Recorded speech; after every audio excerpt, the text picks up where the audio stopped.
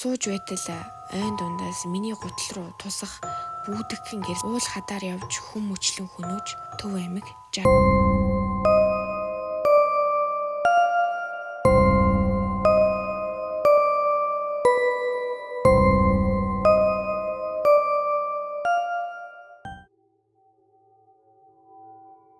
хаврын сүүл зуны ихэнх сар эхлээд гатаа салхитаж нар хурц ийсэн өдрүүд үргэлжилж байлаа. Жилийн яг энэ үеэр гүзээлцэг нэг хургадаг гэд бид ээжийн талын үеэлүүд өвөө эмээтэй нийлээд 10-аад гаруй хүмүүс 3 машинд сун жаргалан цумын зүг хөдөлсөн юм. Төв аймаг жаргалан цум. Өглөөний 9 цаг. Явах зам ойрхон байсангүй. Ядаж байхад дүүнер маань машин цуухаар дотор нь муухай орогдог байсан болохоор нэг зогсоод нэг буудлаад бараг л 3-4 цаг явсан байлаа. Миний хамгийн дуртай зүйл бол буудаллахдаа эмээтэйгээ дэлгүүр орох. Эмээ хүссэн зүйлээ ав гэдэг байсан болохоор их л дуртай мөнгийг нь үрдэг байлаа. Өдрийн 12 цаг. Гадаа салхитай гэхдээ уулын ингэрт ирэхэд салхин намдаж цэцэгсийн анхлам сайхан үнэртэн.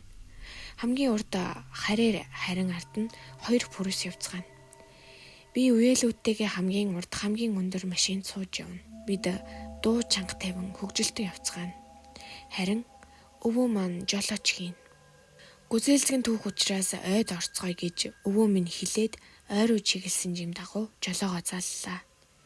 Дээшлэх тусам ард явж буй 2 машин явж чадахгүй байсан учраас нэг дэвшилж чадалгүй ойн дунд уулын голд буудалсан юм.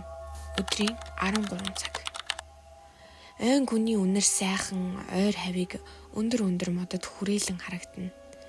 Бид ойн дунд буудаллан майхан барин түүхнэж гарлаа. Яагаад ч юм уу хүйтэн хөлс хувж их дарж байснаа сайн санаж байна. Өвөө аав 2 ойр хавийг шалган энд ойр хавьд хүн алга гэж хэлээд ширээ тойрон сун мах шарж эхэлсэн юм. Ингэх зураа энд баавга байдаг эсвэл үгүй тухай ярьж бид нарыг их л айлгаж байлаа. Үндэ ямар ч баавга байхгүй л дээ. Өдийн 17 цаг. Бид буудлаад хэдийнэ 5 цаг өнгөрөөд байлаа. Ойр хавьяас хэсэг үзэлцгэн түүгээд цайлж авчгаад бид үеэлүүдтэйгээ хамт нэг майханд орон тоглож эхэлсэн юм. Гадаач баг-багаар гэгээ тасарч эхэлсэн байлаа. Тэр үед Minecraft их тоглодог байсан болохоор бүгд нийлээд холбогдсон тоглож байсан юм. Томчуудын хувьд гадаа ярьж хөөрөн сууж байлаа. Өвөө удаан хадгалсан вискигээ задлж бүгд л тодорхой хэмжээнд халанцуу болсон байдаг. Оройн 19 цаг.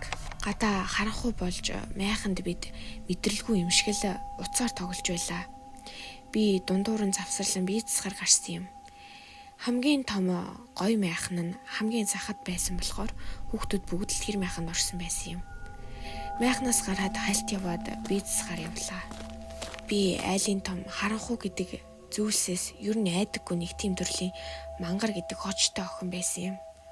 Сууж байтал ойн дундаас миний гутал руу тусах бүүдгхэн гэрэл хараад би ихэд гайхан бушуу босож нүдээ нуухлан дахин харахад алга болчихов. Би хараа муутай болохоор буруу харсан байна гэж бодоод орхоор явтал нүдний үзүүрт дахиад л гэрэл сүйтгэнэд ойроо хартал чийдэнгийн гэрэл хөдлөн бүүдгэнэж байлаа. Яг л хүн гарч идэн бариад алхаад байгаа юм шиг.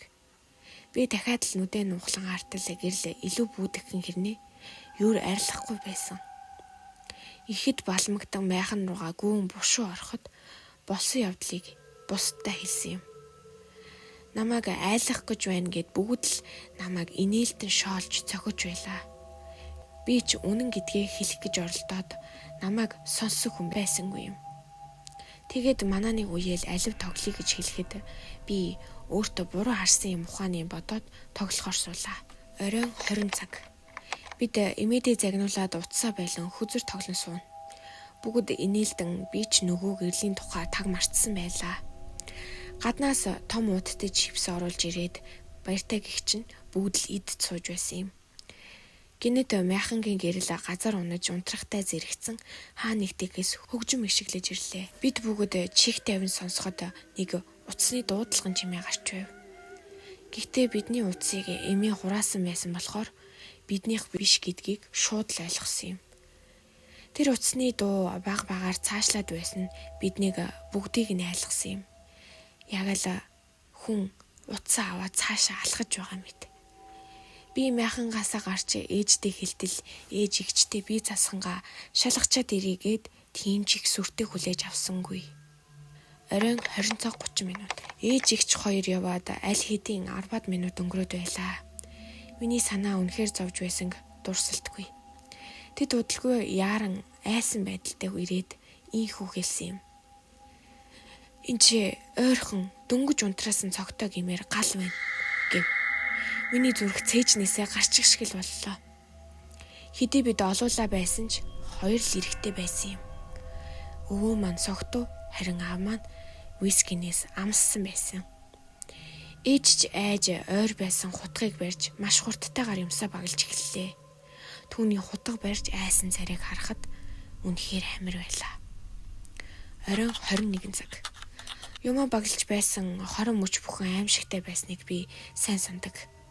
Бид юмаа бэлдэж яваад машиндаа сун уулын уруу буусан юм. Явах замдаа араас хүн дагаж буй үгүйг шалгаж явах үнэхээр амир байсан. Удалгүй замтай ойролцоо байх нэг айлыг бараадан буудалсан юм. Хэдий аюулаас холдсон ч юр айхаа болохгүй л байлаа. Тэр орой бол миний амьдралын хамгийн чихүүд сүргэм аимшигтай орой байлаа. Өглөөний 10 цаг. Удалгүй нар мандаж өглөө болоход айц салга болсон ч яг юу өчигдөр биднийг айлгасан их сонирхол татаж байлаа. Өвөө хэлэхдээ өөрсдийгөө айлгаад шал мангар юм гисэн ч дараа нь сонсохны оргосон оргодлууд уул хадаар тэнүүжилж явсан байдаг гэдэг. Тухайн үедээ мэдээгээр хүртэл гарч байсан мөчилж хөнөөдөх оргодлууд байсан юм байлээ. Уул хадаар явж хүм мөчлөн хөнөөж булчхдаг байсан гэдэг. Үүнийг сонссны дараа бид үнэхээр айсан юм. Ялангуяа би. Тэр үед аюулгүй гарсандаа үнэхээр баярлагдав. Юу ч болох байсан юм биз. Хэн мэдлээ.